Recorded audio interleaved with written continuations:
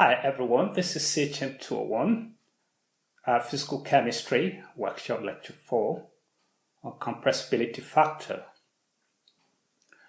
I'm Andrew Tehemi, and I lecture Physical Chemistry in the Department of Chemistry, Benue State University, Makurdi, Nigeria. This lecture is meant for my second year chemistry students here at the Benue State University, as well as other students worldwide who are interested in the videos I make on this channel with respect to physical chemistry. If you have any questions or any comments, I encourage you to send those to me using either my university email address or my Google email address. Alternatively, you can leave comments in the comment section of the video on YouTube, and I'll do my best to respond. In this lecture, we are going to calculate the compressibility factor of a gas. So after the lecture, I expect you to be able to calculate the compressibility factor of a gas. The question says, given that 2 moles of CO2 occupy a volume of 140.06 cm3 at a temperature of 100 degrees C and a pressure of 27.6 megapascal, what is the compressibility factor of the gas? To solve this problem, we are going to substitute the given quantities as well as any necessary constants into the compressibility factor formula. Then we are going to use our calculators to evaluate the resultant mathematical expression to obtain the compressibility factor. So the compressibility factor is given by PV all over nRT.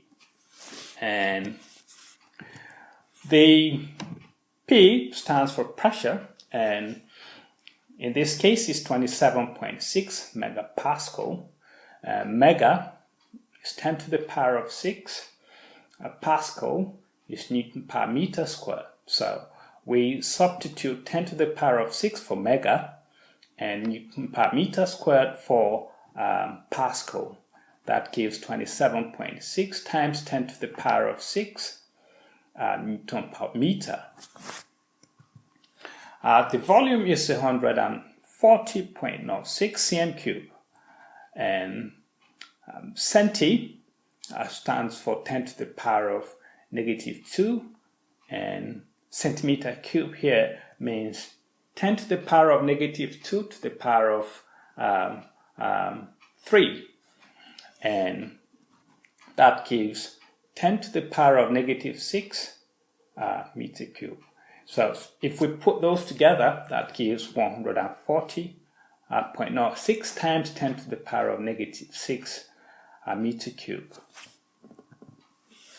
Of course, N is the number of moles, which is 2. R is the gas constant, which is 0.314 joule per mole per Kelvin. And the temperature is 100 degrees C, which we can change to Kelvin by adding it to 273.15.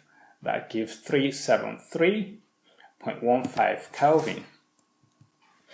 If we put all of this and we substitute them into this mathematical expression, it gives us this, which we can evaluate using our calculators to obtain 0.62 as the approximate value of the compressibility factor.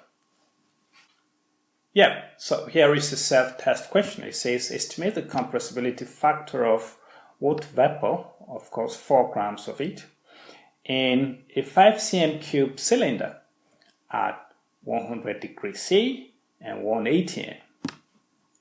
The approximate value for the compressibility factor is 0.73. So if you find this video helpful, I invite you to subscribe to my YouTube channel, ring the bell, so that you get notified when new videos are uploaded. Like, comment and share. Thank you for watching. You can find the link to the PDF version of this lecture in the video description. If you have any questions or any comments, I encourage you to send those to me using either my university email address or my Google email address. Alternatively, you can leave comments in the comment section of the video on YouTube, and I'll do my best to respond. Bye now.